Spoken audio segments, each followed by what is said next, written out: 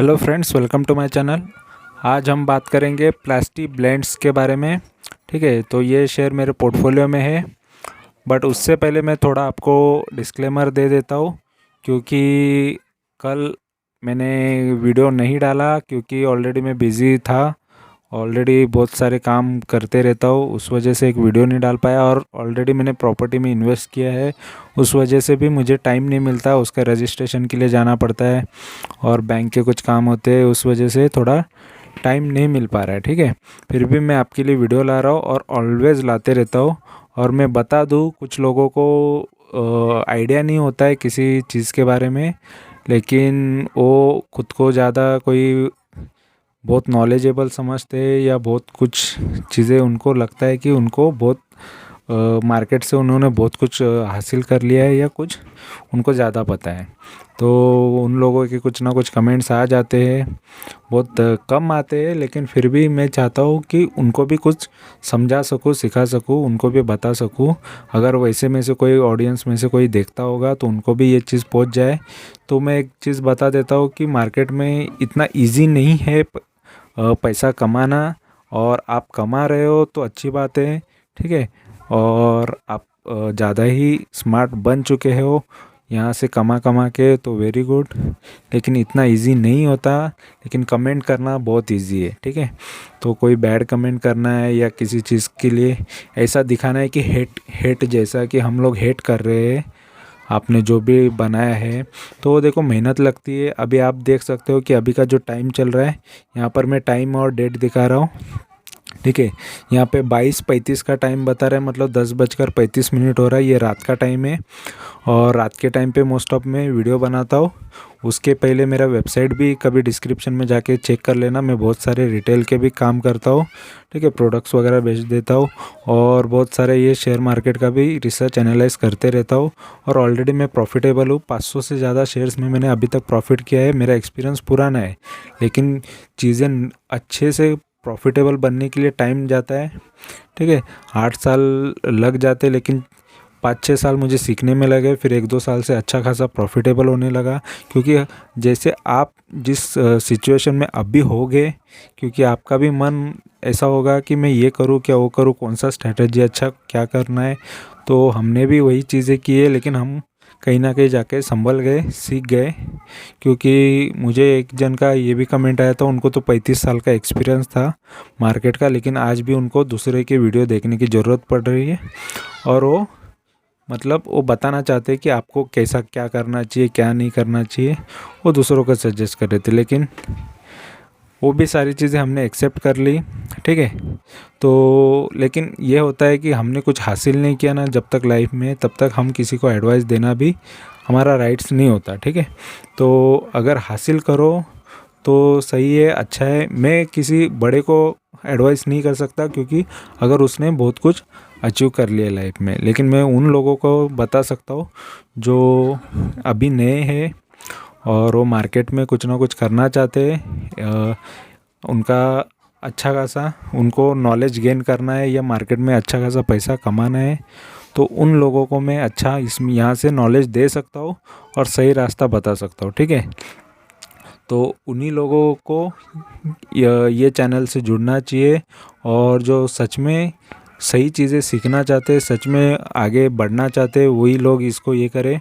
क्योंकि बहुत सारे मिसलीडिंग चैनल्स है जो आपको मिसलीड करेंगे कि कहीं ना कहीं से आपको फंसाएंगे। इट मीन्स कि वो अगर बोलते हैं कि खुद वो चीज़ में इन्वेस्ट नहीं करेंगे, लेकिन आपको बोलेंगे कि इसमें पूरा घर बार बेच के पैसा लगा दो, सब कुछ बेच के लगा दो, सब कुछ बोलेंगे। एफडी तोड़ दो, ये इन्वेस्टमेंट तोड़ दो और इसमें पैसा लगाओ। तो उनका जिन जिन लोगों ने सुना होगा, अभी मार्केट ने उनको औकात दिखा दी है कि मार्केट ने दिखा दिया, भाई तूने सुना उसका, देख तेरी क्या हालत करता हो। तो सबकी हालत हुई है ख़राब। मैंने हमेशा मेरे चैनल पे यही बोला है कि कभी भी शेयर पे पूरा भरोसा रख के मत चलो, थोड़ा थोड़ा करके इन्वेस्ट करो, क्योंकि मार्केट में कभी भी कुछ भी हो सकता है। मार्केट हवा के झोंके की तरह है, कौन सी तरफ जाएगा बोल नहीं सकते। कभी स्पीड में भाग भी सकता है, कभी डाउन भी आ सकता है। तो जिस तरीके से मार्केट है, वो एक अच्छा खासा एक्सपीरियंस है मुझे, और मैं मेरे एक्सपीरियंस ही शेयर करता हूँ। ठीक है, तो जिस तरीके से मैं एनालाइज़ करता हूँ मुझे लगता है वो सही है और मेजॉरिटी लोगों ने उसे पसंद भी किया है। तो मैं उनका शुक्रिया भी करता हूँ जो मेरे चैनल से जुड़े हैं, और जो नहीं जुड़ना चाहते और कुछ ना कुछ कोई ना कोई चीज़ें, मोस्ट ऑफ मुझे यही लगता है कि वो यंगस्टर ही होते हैं जो लालची होते हैं, और वो ज़िंदगी में कोई एक डायरेक्शन पकड़ के नहीं चलते। अभी भटकने दो और भटके ही रहने दो, कहीं ना कहीं जाके समझ आ जाएगी, मार्केट से पूरा जेब जेब खाली हो जाएगी, कंगाल हो जाएंगे। तो कहीं ना कहीं सोचेंगे कि मैं थोड़ा थोड़ा ही कमा लूँ, लेकिन कंप्लीट कमा के ही निकलूँ इसमें से। तो कमाना ही है तो एक अच्छा खासा रास्ता पकड़ना पड़ेगा, तभी आप यहाँ से मार्केट में टिक पाओगे और अच्छा खासा वेल्थ बना लोगे। और मेरा उन लोगों को सभी को चैलेंज है कि अगर आप कमा सकते हो, कमा के दिखा सकते हो स्विंग से, तो करके दिखाओ, या फिर आप इंट्राडे से करना चाहते हो तो इंट्राडे से भी करके दिखाओ। क्योंकि बोलने से ज़्यादा करने में ही मैं बिलीव रखता हूँ। तो बोलने से ज़्यादा आप करके दिखाओ। मोस्ट ऑफ लोग बोल तो नहीं रहे, लेकिन वो इतना दिखा देते हैं। जस्ट वो आज वीडियो देखने आते हैं लोगों का, और वीडियो देख के ही उनको ऐसा लगता है कि ये सही है या ये गलत है। मतलब जो लालच दे रहा है वो सही है, और जो लालच नहीं दे रहा है, जो रियल बता रहा है वो गलत है। ठीक है। अगर मैं ही ये चीज़ें बढ़ा चढ़ा के, अगर ये आज मैं ये शेयर के बारे में, प्लास्टिक ब्लेंड्स के बारे में बताऊंगा, और मैं इसको बहुत बढ़ा चढ़ा के बताऊंगा कि इसको लेना ही चाहिए, पोर्टफोलियो में ऐड करना ही चाहिए, ये आपको वो बहुत सारा रिटर्न देगा, अगर ये कंपनी बंद हुई तो आप तो कुछ कर नहीं सकते मेरा, लेकिन मेरे को एक ये लग जाएगा कि मेरे वजह से किसी का नुकसान हो गया रहेगा। तो ठीक है, ये मैं कभी लाइफ में झेलना नहीं चाहता, मेरे वजह से कोई बर्बाद ना हो जाए, यही मैं चाहता हूँ। इसीलिए बहुत सोच समझ के ये चैनल पे मैं बातें करता हूँ, ये चैनल पे वही चीज़ें बताता हूँ जो रियल है, फैक्ट है, और जिसमें मैं खुद इन्वेस्ट करके प्रॉफिट करके दिखाता हूँ। तो जितने भी शेयर्स मैंने बताए रहेंगे उसमें मैं खुद प्रॉफिट करके आपको दिखा रहा हूँ और दिखाते रहूँगा। और जो मैं पहले से करते आया हूँ तो वो सारी चीज़ें अभी तक यहाँ पे आएगी नहीं, क्योंकि चैनल नया है। तो इसके बाद जो भी नए नए स्टॉक लेता हूँ मैं, तो डालते ही रहता हूँ। मेरे टेलीग्राम चैनल पे भी डालता हूँ, लेकिन टेलीग्राम चैनल को ज़्यादा कौन पसंद करता है, तो ज़्यादा जो रोज़ के रोज़ ट्रेड करना पसंद करते हैं। चाहे मतलब वो कितने दिन ट्रेड करते हैं मुझे भी पता है, क्योंकि हमने भी ट्रेडिंग की है। जब तक पैसा है तब तक ट्रेड करेंगे, पैसा ख़त्म हुआ तो ट्रेडिंग बंद, मार्केट का मुंह देखना बंद करते हैं। तो वैसे जीने से अच्छा कि कंटिन्यू मार्केट में रहो, थोड़ा थोड़ा कमाओ लेकिन कमाओ। ठीक है, 1 लाख रुपए लो, 50,000 लेके आओ, कितना भी लेके आओ, लेकिन थोड़ा थोड़ा करके कमाओ। अगर 50 है तो 5-10 हज़ार से स्टार्ट करो इन्वेस्ट करना। ठीक है, फिर थोड़ा थोड़ा ही करके लगाओ, 1-2 स्टॉक में लगाओ। तो उस तरीके से मैनेजमेंट करो, रिस्क मैनेजमेंट आना चाहिए। अगर नहीं आता है तो चैनल से जुड़ जाओ, सारी चीज़ें मैं सिखा दूंगा, मैं बता दूंगा। अगर अभी भी किसी को नहीं लगता, ऐसा नहीं लगता है कि यहाँ से कुछ सीख सकते हो, तो आगे जाके फ्यूचर में आप देख ही सकते हो, बहुत सारी चीज़ें चेंजेस हो सकती है। चैनल तो नया है लेकिन मेरा एक्सपीरियंस तो पुराना है। तो यहाँ से कहीं ना कहीं आपको और जगह चीज़ें देखने मिल जाएगी कि, और ऑलरेडी मैंने जो वेबसाइट ओपन किया है उसका एक अलग मोटिव है, तो उसका आगे मोटिव आपको पता चल जाएगा कि वो किस चीज़ के लिए। ठीक है, तो कभी वेबसाइट पे विज़िट करके देख लेना, और तभी आपको बहुत सारी चीज़ें पता चलेंगी। ठीक है, तो यहाँ पर मैं शेयर के बारे में स्टार्ट कर देता हूँ। ठीक है, और ये कंपनी क्या करती है ये मैं आपको बता देता हूँ। प्लास्टिक ब्लेंड्स नाम की कंपनी है, और ये मर्जिंग आइडियाज़ करके बता रहा है, लेकिन ये साइट पे आपको कुछ भी ऐसी चीज़ें पता नहीं चलेगी ये कंपनी का काम क्या है। ये ग्लोबली हर जगह है फैली हुई। ठीक है, फिर भी आपको आइडिया नहीं आएगा कि करती क्या है कंपनी। ठीक है, तो और यहाँ पर मैं प्रोडक्ट्स रेंज भी दिखा दूँ तो भी आपको white master batches, black master batches, colour master batches, additive master batches, filter, PET, ये सारी चीज़ें कुछ भी बता दूँ तब भी आपको कुछ समझ में नहीं आएगा जब तक आप इमेजेस ना देखो। ठीक है, तो मैं ये सारी चीज़ें आपको शॉर्ट में दिखा देता हूँ, क्योंकि इतना पढ़ाना और इतना ये सारी चीज़ें आपके पास तो सबसे कम टाइम रहता है। मैं तो एक एक डेढ़ डेढ़ बजे तक मैं आपके लिए ये वीडियोस लाता हूँ, उसको एडिटिंग करना पड़ता है, उसको मेहनत करना पड़ता है, रिसर्च करना पड़ता है। देखो अभी जो टाइम है वो टाइम मैंने आपको दिखा दिया कि कौन से टाइम को मैं रिकॉर्ड कर रहा हूँ। तो ये सारी चीज़ें मेहनत करके आपके लिए लाता हूँ, लेकिन किसी किसी के रहते बैड कमेंट रहते। मैं तो बोलता हूँ आप ही गुरु हो, आप इस मार्केट में आप तो नंबर 1 हो। यही चीज़ अभी बोलना पड़ेगा, क्योंकि उन लोगों को नहीं समझ में आता कि वो क्या करते, ठीक है। या तो फिर मैं यही बोलूँगा उनके लिए कि आप एक नया चैनल खोलो, चैनल से आप लोगों को सही बताओ, आप कमा के दिखाओ। वो मेरे लिए बहुत ये होगा, कंपटीशन भी हो जाएगा और आप सही कुछ करो, ताकि मैं आपको उन चीज़ों को फॉलो करूं। आपने कुछ ज़िंदगी में कुछ किया नहीं है, कुछ करके दिखाया नहीं है, लेकिन लोगों को कमेंट करना तो नंबर 1 है। पता नहीं आप कहाँ से वो टैलेंट लेके आते हैं, या आपको कोई सुनाता है फिर आप किसी और को जाके सुनाते हो, ये भी हो सकता है, ठीक है। तो कम से कम कुछ अचीव करे हो, सही है, अच्छी बात है कि कुछ ना कुछ आपको नॉलेज हो और वो चीज़ आप लोगों में बांटो, बहुत अच्छा होगा। आपको लोग फिर उस हिसाब से आपकी रिस्पेक्ट करेंगे। आप ना किसी को बुरा बोलो और ना गाली खाओ, ठीक है, क्योंकि किसी को बुरा बोलेगा तो सामने से भी रिटर्न बुरा ही आएगा, अच्छा चीज़ें नहीं आएगी। तो इतना तो अच्छा ही करो, ठीक है, अच्छे वो वर्ड्स बोलो, चीज़ें अच्छी लो। दुनिया में अच्छी भी चीज़ें होती, बुरी भी चीज़ें होती, उसमें से कुछ अच्छा आप भी ले लो और अच्छा अपने अंदर लेके उसको इम्प्रूव करो, ठीक है। तो अभी हम इसका प्रोडक्ट देखेंगे, प्रोडक्ट क्या है। तो फ्रेंड्स यहाँ पर मैंने जस्ट गूगल से ही आपको दिखा दे रहा हूँ प्लास्टिक ब्लेंड्स के प्रोडक्ट कौन से हैं। तो ये प्लास्टिक के जो प्रोडक्ट्स होते हैं, ये जिसको पिघला के जो हमको बनाना है वो बना सकते हैं, ठीक है। तो वो छोटे छोटे प्लास्टिक ये कंपनी बनाती है और उसको पिघला के जो बनाना है वो बना सकते हैं। कलर्स वाले भी मिलते हैं। तो ये एक टाइप का रॉ मटेरियल है, ये प्लास्टिक इंडस्ट्रीज़ के लिए काम करते हैं, ठीक है। लेकिन इस टाइप का ये चीज़ें ये बना के देते हैं। ये ब्लैक है, वाइट है, तो सारी चीज़ें ये कंपनी का काम है।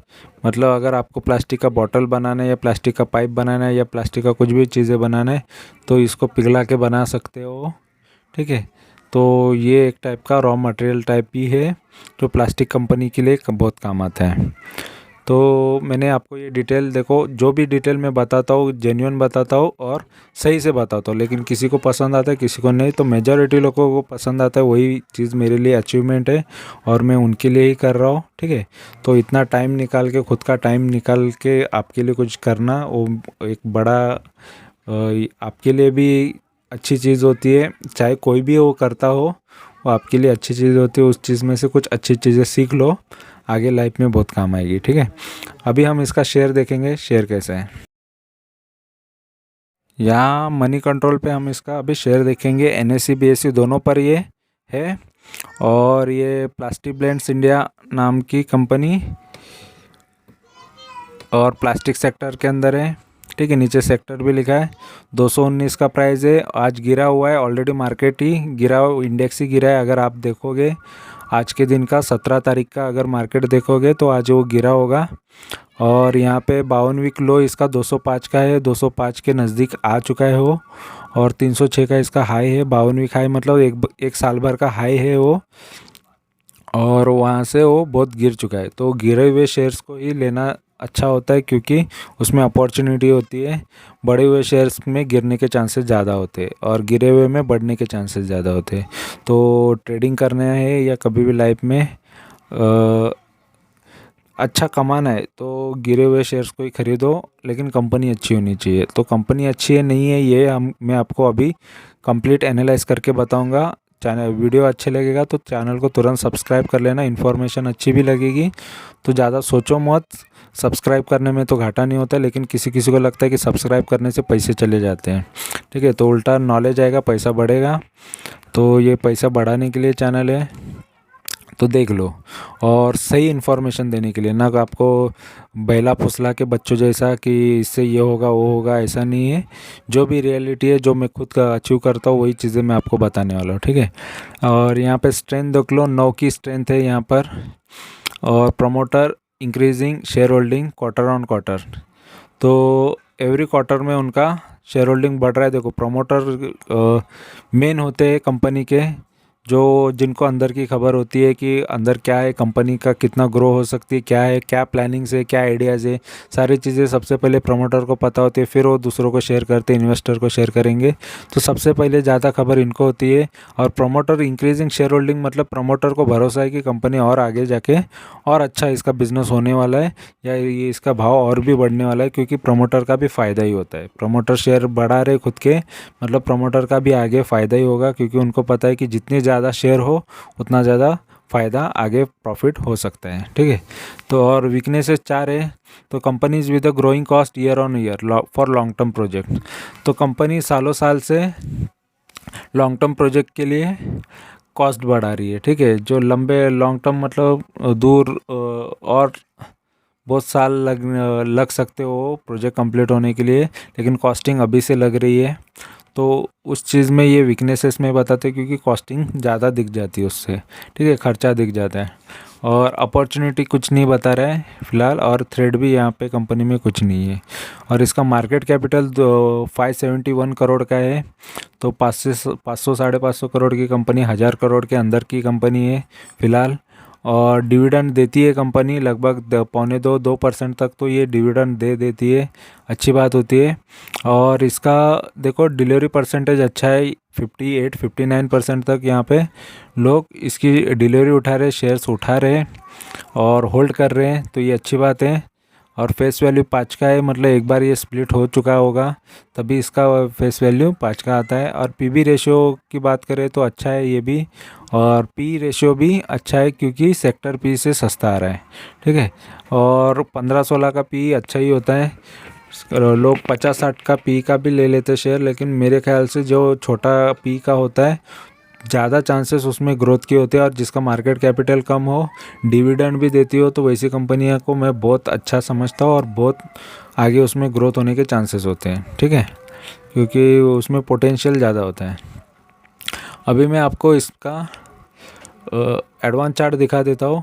तो एडवांस चार्ट इसके बारे में क्या बता रहा है देख लो। ये कंपनी का प्राइस स्टार्ट कहाँ से हो रहा है पहले ये देख लो, कि वो आपको पता होना चाहिए कि कहाँ से कहाँ बढ़ा है ये। तो 231 के लो से इसने देखो अब गया था, फिर डाउन आया। ऐसा ही होता है, कभी भी आप भी शेयर में एंट्री करोगे तो आपने लिया तो कभी कभी अप जाता है, फिर और नहीं बेच पाते, फिर डाउन आता है, फिर अप जाता है। तो होल्डिंग अगर होल्ड करके रखोगे तो ये सारे प्रॉफिट मिलेंगे। होल्ड नहीं करोगे तो यहाँ पर डर के बेच के, या स्टॉप लॉस, मोस्ट ऑफ लोग स्टॉप लॉस बताते, ट्रेडिंग की भाषा में स्टॉप लॉस बहुत बताया जाता है। यहाँ पर बेचो, या ये यहाँ का स्टॉप लॉस दे देंगे कि देखो स्टॉक यहाँ पे था तो यहाँ पर बेच देना। तो मतलब ये प्राइस आ गया, बेच दिया किसी ने, स्टॉक इधर आ गया, फिर भी वो बेच दिया, तो दोबारा वो शेयर के पास कोई आएगा नहीं। ठीक है, वो लेगा भी नहीं, तो नहीं लेगा। तो उसके बाद क्या हो जाता है, देखो सही टाइम था यहाँ पे लेने का, यहाँ से प्रॉफिट मिल जाता। बट ऐसे टाइम पे जो स्टॉप लॉस बता के लोगों को उनका लॉस कराते, लॉस कराने में भी उनका फ़ायदा ही है, क्योंकि ट्रेडिंग ओवर ट्रेड होती जाएगी और सामने वाले को तो फ़ायदा ही होगा। ठीक है। तो मैं तो स्टॉप लॉस देता नहीं हूँ, क्योंकि मेरे को लॉस ही नहीं पसंद है, और ऑलवेज़ प्रॉफिट करना पसंद है। इसलिए चैनल पे मैं मोस्ट ऑफ प्रॉफिटेबल ही चीज़ें बताते रहता हूँ और प्रॉफिट करा के रहता हूँ। ठीक है।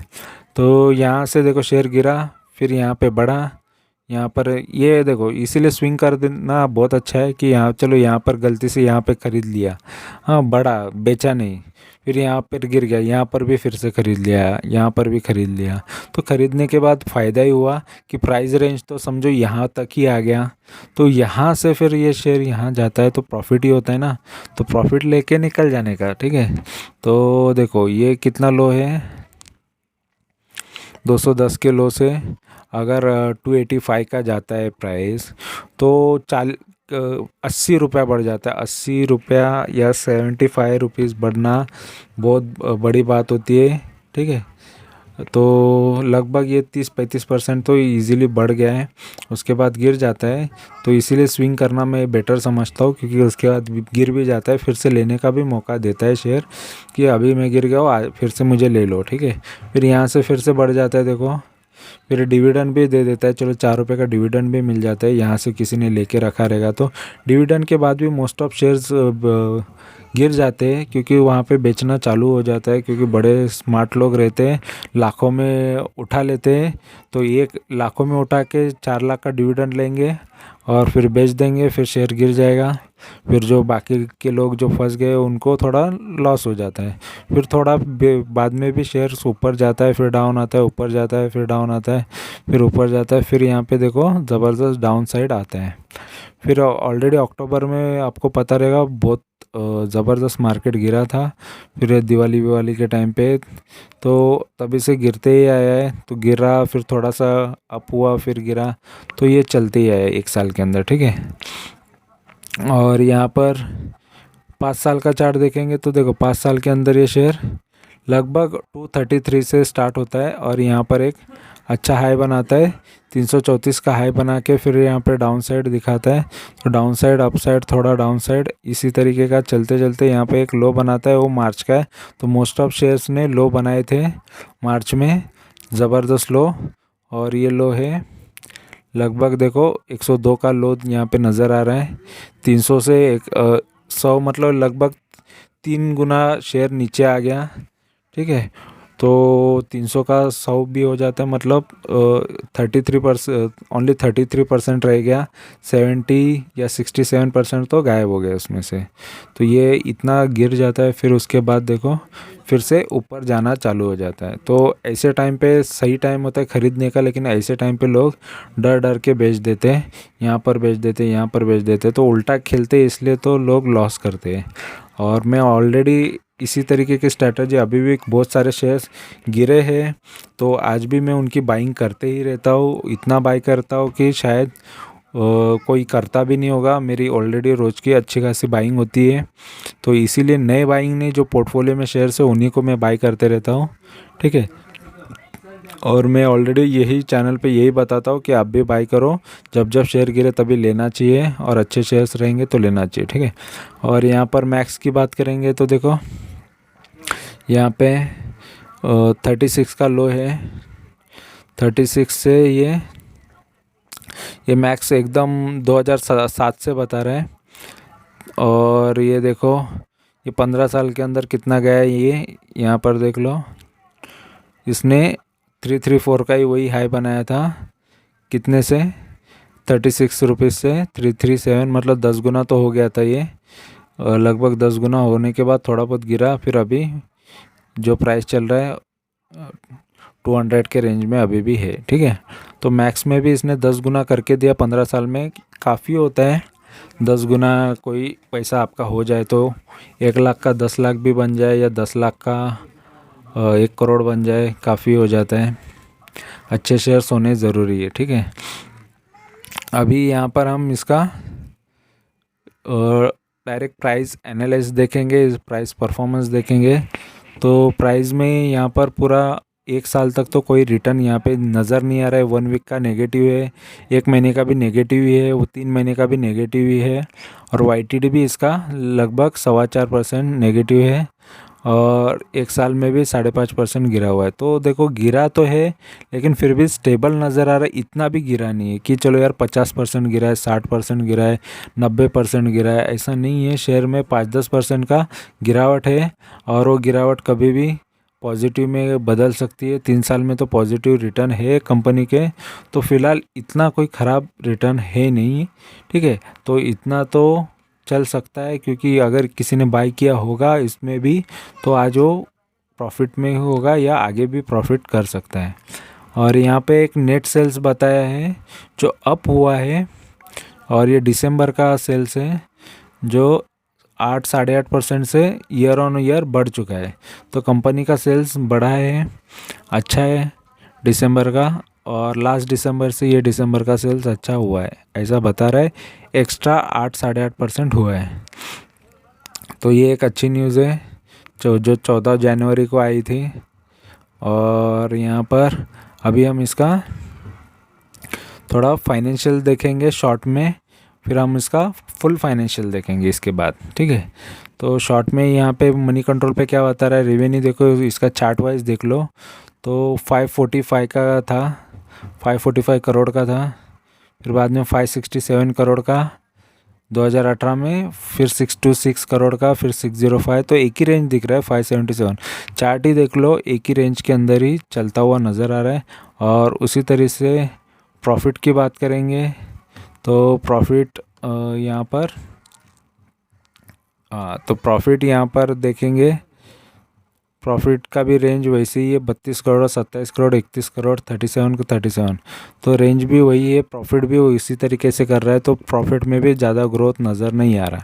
ठीक है, अभी इसका शेयर होल्डिंग पैटर्न देखेंगे तो शेयर होल्डिंग देखो, सबसे ज़्यादा शेयर प्रमोटर के पास है 64.27। तो अच्छा खासा प्रमोटर के पास होल्डिंग है, और प्रमोटर इंक्रीज़ कर रही है होल्डिंग, तो ये अच्छी बात होती है। प्रमोटर और भी ले रही है, मार्केट से उठा रही है शेयर्स, तो अच्छी बात होती है।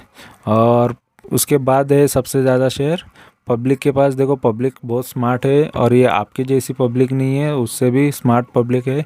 उनको पता है कि अच्छे शेयर्स में ज़्यादा पैसे लगा के रखने हैं। ठीक है, और यहाँ पर FIIs है जो 131.33% का इन्वेस्टमेंट रख रही है। देखो, FIIs फॉरेन के लोग भी इन्वेस्ट करते हैं, तो अच्छी बात होती है, क्योंकि वो भी रिसर्च करते हैं बहुत सारा, उसके बाद अच्छे कंपनी मिल जाती है। और मार्केट में जल्दी शेयर्स मिलते नहीं है अच्छी अच्छी कंपनियों के, इनको ज़्यादा उठाना पड़ता है, ये ज़्यादा उठा लेते हैं। ये 1.33% भी बहुत हो जाता है शेयर का। ठीक है, तो उतने का शेयर ये उठा लेते हैं। ठीक है, अगर ये 500 करोड़ की कंपनी है, अगर उसका 1% पकड़ोगे तो 1 करोड़ उन्होंने डाला है, ये समझ लेना। ठीक है, तो इसी तरीके से नहीं, 5 करोड़ उनका है, तो 5 करोड़ की इन्वेस्टमेंट उनकी हो जाती है, तो उसी तरीके से परसेंटेज होता है। तो इतना इन्वेस्टमेंट इनको, क्योंकि और भी ये ज़्यादा क्वांटिटीज़ में ख़रीदते, इस वजह से इनको शेयर्स ज़्यादा चाहिए होते हैं। बट मार्केट में उतने अवेलेबल भी होना चाहिए बेचने के लिए, कोई बेचता रहेगा तो ही ये ख़रीद पाएंगे। और FIIs और FPI की बात करेंगे तो देखो, 4 है, मतलब फॉरेन के 4 इन्वेस्टर है जिन्होंने इसमें ये पैसा लगाया है, और एक रिसेंटली बढ़ चुका है। तो यहाँ पर मनी कंट्रोल पे मैंने आपको जो भी डिटेल है वो दिखा दिया है, प्रॉपरली बता दिया है। अभी मैं आपको इसका फुल फाइनेंशियल्स दिखाऊंगा अगले कोई अदर साइट से, जिस पर मैं हमेशा से आपको बताता हूँ। ठीक है, तो देखते हैं इसका फाइनेंशियल्स। यहाँ स्क्रीनर पे अभी हम इसका फाइनेंशियल देखेंगे, और स्क्रीनर पे बहुत अच्छी तरीके से बताया जाता है। ठीक है, तो फिलहाल यहाँ पे सबसे पहले प्रॉज एंड कॉन्स दिखाता हूँ, जिसमें पॉजिटिव नेगेटिव चीज़ें इसके कंपनी के बारे में आपको पता चल जाएगी। तो प्रॉज में, पॉजिटिव में क्या बता रहा है कि company has reduce debt, company का कर्जा कम कर रही है कंपनी, अच्छी बात है।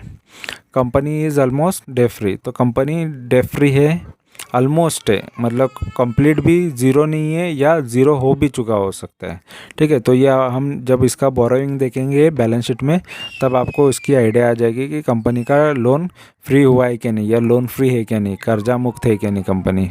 और company has been maintaining a healthy dividend payout, तो पे आउट डिविडेंड बहुत अच्छा देती है कंपनी उसके इन्वेस्टर्स को, तो अच्छी बात है। कॉन्स की बात करेंगे तो the company has deliver a poor sales growth of 1.67% over a past 5 years, तो 5 साल से कंपनी अच्छा खासा ग्रोथ दे रही है। ठीक है, अच्छा सा खासा ग्रोथ नहीं दे रही है, 1.67 का ग्रोथ दे रही है। हमने ये देखा कि ख़राब पुअर सेल्स है, मतलब ख़राब सेल्स है, तो ये नेगेटिव चीज़ है। तो 1.67% मतलब कोई ख़ास होता नहीं है, ग्रोथ है कंपनी में, लेकिन बहुत ख़राब है। ये चाहे बाद में इतना कम ग्रोथ हो तो ये नेगेटिव में भी चला जा सकता है, तो ख़राब है सेल्स का ग्रोथ। ठीक है, company has low return on equity, return on equity भी ज़्यादा होना चाहिए, कि अगर हमारी इक्विटी का यूज़ प्रॉपर हो नहीं रहा है, उस पर रिटर्न अच्छे नहीं आ रहे, तो भी ये कंपनी के लिए नेगेटिव चीज़ है। ठीक है, कंपनी का पास पैसा है, बट उस पर रिटर्न वो निकाल नहीं पा रही उतना। ठीक है, उतना इनपुट वो कर नहीं पा रही है, आउटपुट नहीं निकाल पा रही इनपुट रह के भी। ठीक है, तो ये 3 साल का इस वजह से रिटर्न भी ख़राब है, ये नेगेटिव चीज़ है। अभी हम इसका क्वार्टरली रिज़ल्ट देखेंगे, तो क्वार्टरली देखो रिज़ल्ट्स कैसे बता रहे हैं। देखो 2019 में मार्च में 164 करोड़ का इसने सेल किया था, और ये 2019 के बाद अभी 2021 में 2 साल बाद दिसंबर का, ठीक है, तो 174 करोड़ का सेल किया है कंपनी ने। और फिलहाल थोड़ा सा ज़्यादा है, मतलब सेल्स ग्रोथ तो इतना कोई खास नज़र नहीं आ रहा है, थोड़ा सा ज़्यादा है, 10 करोड़ ज़्यादा है, ठीक है, 2-3 साल में। और यहाँ पे एक्सपेंसेस देखो उसी मुकाबले में 151 करोड़ का कर रही थी, और यहाँ पे 154 करोड़ का, मतलब ग्रोथ यहाँ पर भी, एक्सपेंसेस भी उसी रेंज में चल रहा है। और तभी ऑपरेटिंग प्रॉफिट 13 का था, अभी 20 करोड़ का है। और ऑपरेटिंग प्रॉफिट मार्जिन 8% इनको मिलता था, बचता था, ये यहाँ पे अभी 12% बच रहा है, ठीक है। और यहाँ पर अदर इनकम 1 करोड़ का था, अभी भी 1 करोड़ का अदर इनकम आ रहा है कंपनी को। प्रॉफिट, नेट प्रॉफिट देखते हैं तो नेट प्रॉफिट देखो 9 करोड़ का तभी 2019 में था मार्च में, अभी 12 करोड़ का, तो मतलब कोई इतना ज़्यादा फ़र्क नहीं पड़ा है कंपनी के प्रॉफिट में और सेल्स में। और यहाँ पर प्रॉफिट एंड लॉस की बात करेंगे तो पूरा एक एक साल का हम देखेंगे 2010 से, तो 2010 में कंपनी का सेल था 205 करोड़ का, अभी 670 करोड़ का है, तो सेल्स में ग्रोथ आया है, थोड़ा थोड़ा करके सेल्स अच्छा हुआ है 10 साल के अंदर। उसी मुकाबले में एक्सपेंसेस कितना करता था, 185 करोड़ का तभी एक्सपेंसेस था 10 साल में, 2010 में, और यहाँ पे 607, तो लगभग एक्सपेंसेस भी उसी मुकाबले में लग रहे हैं, क्योंकि और ऑपरेटिंग प्रॉफिट देख लो 20 करोड़ का करती थी, अभी 63 करोड़ का, और ऑपरेटिंग प्रॉफिट मार्जिन 10% था, अभी 9%, मतलब देखो इतना सेल्स होके भी वही चीज़ हो रही है, ऑपरेटिंग प्रॉफिट कम बच रहा है, ठीक है, प्रॉफिट ही कम बच रहा है, यहाँ पे उल्टा कम हो गया प्रॉफिट। और अदर इनकम भी देखो 1 करोड़ का था, अभी 5 करोड़ का अदर इनकम कर रही है कंपनी, ठीक है, थोड़ा सा इनकम एक्स्ट्रा बढ़ गया है। और नेट प्रॉफिट की बात करेंगे, 10 करोड़ का नेट प्रॉफिट तभी था, और अभी 36 करोड़ का नेट प्रॉफिट है, ठीक है, तो प्रॉफिटेबिलिटी बढ़ गया, लेकिन प्रॉफिट मार्जिन बढ़ा हुआ नहीं है। और बैलेंस शीट की बात करेंगे तो देखो कंपनी में सबसे पहले मैं यही आपको बताना चाहूँगा, बैलेंस शीट में सबसे इम्पोर्टेंट होते, बाकी सारी चीज़ें ठीक है, लेकिन कंपनी पे कर्जा ना हो और कंपनी पे कर्जा कम हो, ठीक है। तो यहाँ पे सबसे पहले यही दिखाऊंगा मैं आपको कि कंपनी पे जो कर्जा है वो 29 करोड़ का 2010 में था, उसके बाद देखो आज 32 करोड़ का है, मतलब लगभग वही रेंज में है, ज़्यादा यहाँ पे ज़्यादा हो गया था बीच में 2018 में, फिर उसके बाद वो कर्जा कम करते करते अभी 32 करोड़ तक का है। अभी दिसंबर का यहाँ पे अगर डेटा आ जाए तो शायद यहाँ पे और कम हो सकता है, इस वजह से उन्होंने बोला कि कंपनी ऑलमोस्ट डेट फ्री, लेकिन कर्जा तो है कंपनी पे। और इतने ही कर्जे पे वो कितना इंटरेस्ट पे कर रही है ये भी मैं आपको दिखा देता हूँ, ठीक है। तो इतने ही कर्जे पे कंपनी ने इंटरेस्ट पर पे कर रही है 3 करोड़ का, तो 3 करोड़ का कंपनी इंटरेस्ट ही पे करती है, और उसके मुकाबले सेल्स अच्छा है, तो 3 करोड़ का उनके लिए कोई बड़ी बात नहीं लगती अगर इंटरेस्ट चला जाता है तो, ठीक है। तो अभी मैं इस पर आपको फाइनल ओवरव्यू बताऊंगा, मेरा फाइनल कॉल बताऊंगा कि आपको इसको क्या करना है, ठीक है। तो दोस्तों टिकर टैप पे अभी इसका फाइनल ओवरव्यू देने वाला हूँ मैं, इसके बारे में क्या करना है क्या नहीं उस पर मैं कॉल देने वाला हूँ।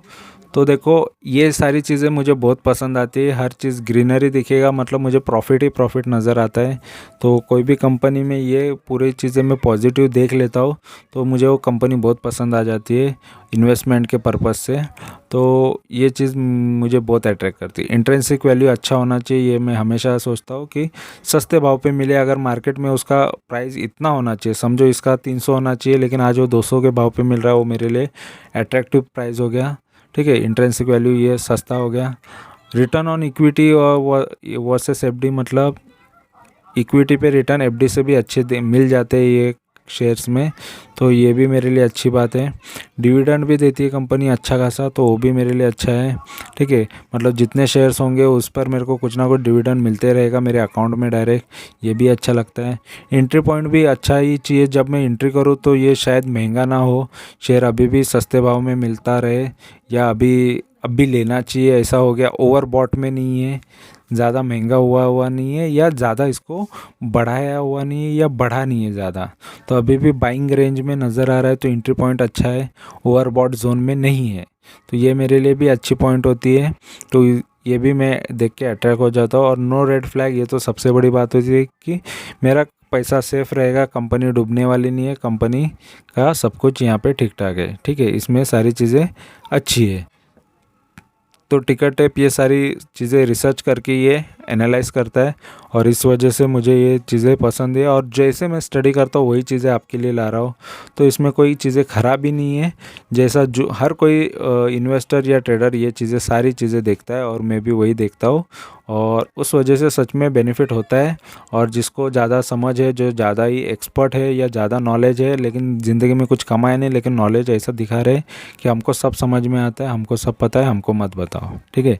या वो कोई बैड कमेंट डालते हैं उनके लिए ये चीज़ कि उनको लगता है कि उनको सारी चीज़ें पता है, और उन्होंने इतना कुछ हासिल कर लिया लाइफ में कि वो कुछ भी किसी को बोल के दिखा सकते हैं कि आपसे अच्छा तो नॉलेज हमको है, इस तरीके, या वो दुनिया को नॉलेज बांटते बैठेंगे। इससे अच्छा मैं उनको यही रिकमेंड करूँगा भाई साहब लोगों कि आप लोगों को एक चीज़ करनी चाहिए, आपको एक चैनल चालू करना चाहिए, और आपका नॉलेज दुनिया को बांटो, और मेहनत करो, एक एक दो दो तीन तीन घंटा तक लोगों के लिए आप काम करो, रिसर्च करो, फ्री का कंटेंट दो, और फिर बाद में आप आगे जाके बात करो, ठीक है।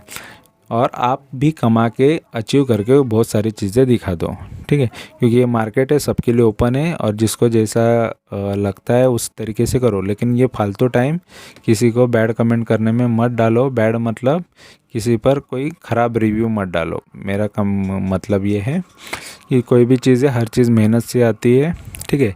अगर आपने सच में अचीव किया है तो उस चीज़ को मैं अप्रिशिएट करूँगा, लेकिन आपने कुछ ज़िंदगी में अचीव नहीं किया ना, तो क्योंकि तभी आपको ज़रूरत पड़ती है कि दूसरे की वीडियोस देखने की। अगर आपने अचीव किया रहता तो आपके पास खुद के पास इतना टाइम नहीं होता कि आप उन चीज़ों पे ज़्यादा ध्यान देते हैं, ठीक है। और मोस्ट ऑफ सक्सेसफुल इंसान ज़्यादा किसी पर बैड कमेंट डालते नहीं बैठते, वो अपना काम करते रहते हैं, ठीक है। या फिर वो अच्छी चीज़ें बताएंगे, रिस्पेक्टफुली बताएंगे, तो ये चीज़ होती है। और जो नहीं अचीव करता है वो ज़िंदगी में खुद तो पीछे, लेकिन लोगों को, दूसरों को भी आगे बढ़ता हुआ उनको देखा नहीं जाता, इसलिए ख़राब चीज़ें वो ये करते हैं, ठीक है। तो फ़िलहाल यहाँ पर मेरा यही कहना है कि ये पॉजिटिव चीज़ें हैं। थोड़े रिटर्न भी दिखा देता हूँ। तो 1 महीने के रिटर्न्स 10% माइनस में है, तो माइनस देख के डरना नहीं चाहिए, उल्टा बाई करना चाहिए। मैं तो यही करता हूँ। और ये भी देखो 1 साल के अंदर भी 5-5.5% गिरा है, तो कोई बड़ी बात नहीं है। और 5 साल के अंदर भी 7-7.5% का नेगेटिव रिटर्न है, तो इतना भी कोई लॉस नहीं है। लेकिन लॉस है, लेकिन इतना नहीं है 5 साल के अंदर, ठीक है। और मैक्स की बात करेंगे तो मैक्स में तो प्रॉफिट ही दिया है कंपनी ने, तो ज़्यादा पुराना कोई इन्वेस्टर होगा उसको अच्छा खासा इसने प्रॉफिट दिया है। 18 का शेयर का लो था, वहाँ से इसने 334 का रिटर्न दिया है, तो अच्छा ही दिया है। और 2007 से दिया है, ठीक है। और SIP करने वाले को भी 3-3.5% या 4-4.25% तक ये रिटर्न दे देता, तो अच्छी बात है। और ये मॉडरेट रिस्क है, यानी मीडियम रिस्क में है। निफ्टी से 2.62% ही 62 गुना ही 62x, ठीक है। 2.62x मतलब 2-2.5 गुना ये निफ्टी से ज़्यादा वोलेटाइल है। निफ्टी क्योंकि निफ्टी देखो वोलेटाइल होती है, लेकिन निफ्टी से थोड़ा सा ये ज़्यादा वोलेटाइल है, ठीक है। तो कंपनी फ़िलहाल तो सेफ़ नज़र आ रही है। ऐसा नहीं है कि कंपनी में सारी चीज़ें ख़राब है। कंपनी थोड़ी स्टेबल लग रही है, फ्लैट लग रही है। लेकिन देखो बहुत टाइम ऐसा होता है कि कोई चीज़ें फ्लैट चलती रहती है एक ही स्पीड में, फिर बीच में एक रॉकेट जैसी स्पीड आ जाती है उसमें, तो तेज़ी आ जाती है। फिर तेज़ी में वो बहुत शेयर अच्छा खासा कमा देता है। फ़िलहाल ये मैंने शेयर होल्ड करके रखा है, और मुझे पसंद है, थोड़ा टाइम होल्ड करो शेयर को, उसमें से डिविडेंड मिल जाते हैं, ठीक है। और गिरता है तो और ख़रीदता हूँ, ये मुझे पसंद आता है। मैं शेयर को गिरते हुए डरता नहीं हूँ, गिरेगा तो मैं और ख़रीदता हूँ। ये मुझे चीज़ें अच्छी लगती है, इस वजह से मैं आपके साथ भी शेयर करता हूँ। और फ़िलहाल मैं प्रॉफिटेबल हूँ, और प्रॉफिट हर किसी को बताने की ज़रूरत नहीं, मेरे वीडियो आएंगे। जो भी मैं अभी जैसे ये स्टॉक टॉक में चीज़ें बता रहा हूँ, इसका जब प्रॉफिट होगा तो आपकी आंखों के सामने होगा। उसमें क्या दिखाना है, परसेंटेज खुद गिन के काउंट करके देख लेना कि सच में प्रॉफिट हुआ या नहीं, ठीक है। या फिर डेफिनेटली प्रॉफिट हुआ कि नहीं, मेन चीज़ होती है डेफिनेटली प्रॉफिट होना। स्टॉप लॉस लगाओगे, फिर स्टॉप लॉस टूटेगा, फिर आप नाराज़ होगे। लेकिन मोस्ट ऑफ लोगों को वही चीज़ें पसंद आती है, कोई चीज़ कमा के दे रही, कोई चीज़ लॉस कर रही, कोई चीज़ कमा के दे रही, कोई चीज़ लॉस कर रही। बट लॉस करने वाली चीज़ें ज़्यादा होगी तो फिर आप क्या कमा लोगे, कुछ भी नहीं, ठीक है। तो इस वजह से एक ही चीज़ करो कि डेफिनेटली प्रॉफिट करने के पीछे लगो, कि कंफर्म प्रॉफिट हो ही हो, ठीक है। थोड़ा वेट कर लो, बट प्रॉफिट ही लेके निकलो। तो फ़िलहाल यही चीज़ कर रहा हूँ, और यही चीज़ मैं आपसे भी करवाना चाहता हूँ। तो चैनल को जस्ट सब्सक्राइब करना है, सब्सक्राइब करने में इतना सोचोगे तो कमाओगे क्या, ठीक है। सब्सक्राइब करो, सब्सक्राइब तो फ्री होता है, ठीक है। तो वीडियो अच्छा लगा है तो चैनल को सब्सक्राइब कर लो, लाइक करो, कमेंट करो, और दोस्तों के साथ शेयर करो। Thank you very much for watching my video. Thank you, bye bye.